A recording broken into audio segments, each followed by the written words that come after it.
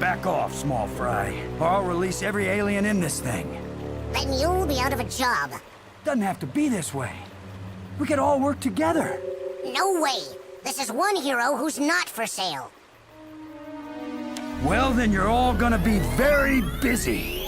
Sorry, I'm on summer vacation. We want the truth! You want the truth? You can't handle the truth. Sorry, I had to do it. Anyway, we're back. New missions, new screw-ups, new aliens, but the same old Ben. Oh, brother, this guy stinks!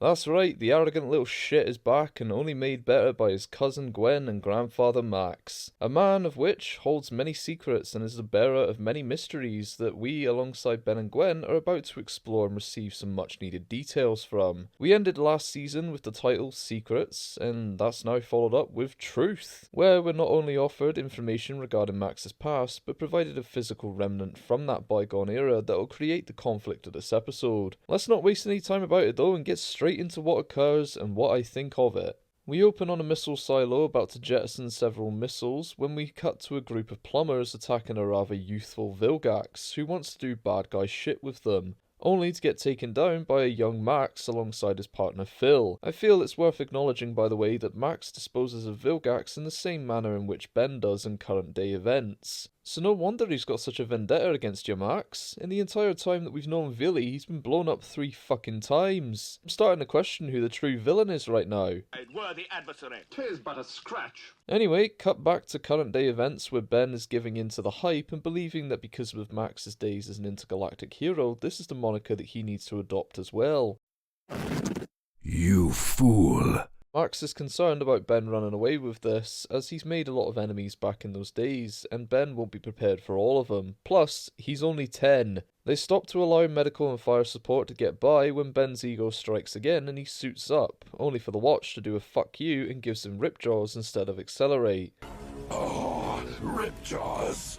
What a rip-off. After some rather comical spots, Ben arrives at the hotel where there's a 2-foot alien creating chaos, and as he's engaged in combat with it, he bumps into an old plumber that takes a shot at him. After some back and forth, Ben manages to catch the little critter and times out in the nick of time, with Max and Gwen showing up to pass it off as though they just arrived. Good job.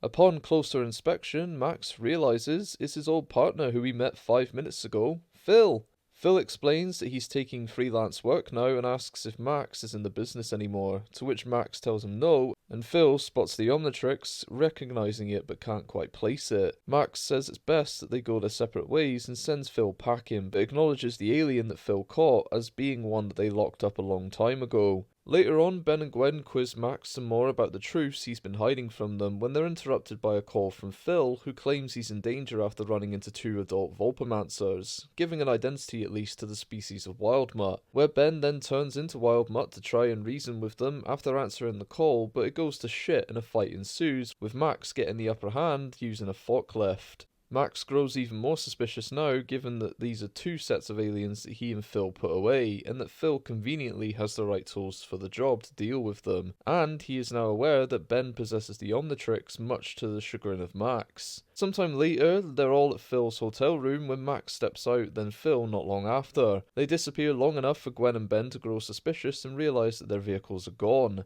Max returns to Mount Rushmore to discover an item known as the Null Void Projector is missing, and it turns out that Phil has it, and has been using it to release aliens from the Void, then securing jobs to take him out for rewards. Max takes issue with this and quickly gets the support of Ben, who sides against him. Gwen meanwhile sneaks into Phil's car, where she hides and is driven off by Phil when he returns. Ben and Max catch up with him in a high-speed pursuit, and Phil releases more aliens as a distraction, with Ben quickly attempting to take on Phil as grey matter with the support of Gwen as well, who manages to turn the final beam that Phil fires upon himself, trapping him inside the Null Void as he goes to dispose of Ben.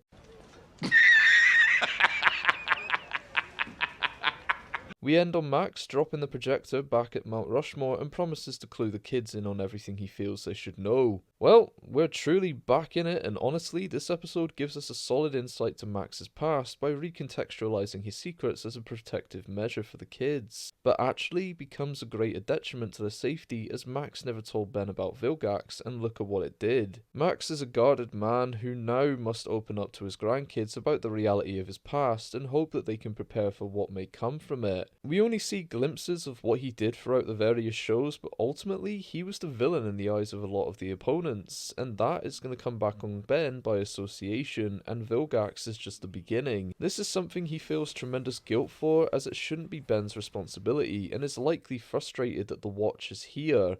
But Ben has taken on the mantle of protector, and his ego won't allow him to do any less, so the only thing he can do is support him instead and protect him for now. The fact is though, the longer that Max is dishonest with them or withholds information, it's always going to put them at harm, and that's the point of the episode. Fate has other plans that enact themselves before he's ready to talk, by throwing curveballs in there like his old partner Phil, who proves to be incredibly dishonest. Phil was an interesting addition, as he's not just representative of Max's glory days, but the old guard as well, that are so desperate to cling on to their reputations and refuse to be upstaged, even when they've grown jaded with their own lives. Even before Phil knew about the watch, he wanted to work with Max, not allow them to do their own thing, as he's likely the only active plumber right now and sees them as a threat to his lifestyle. The fact that Phil is willing to endanger the lives of all those around him for the sake of a small fortune and refuses to divulge the full extent of what he's doing is a state of existence that Max aims to keep Ben away from, as Phil is the clearest example of allowing your ego to overtake you, as he wants to remain a hero, but Ben's aliens are now getting that recognition. It's got to be said though, the scam itself is quite clever.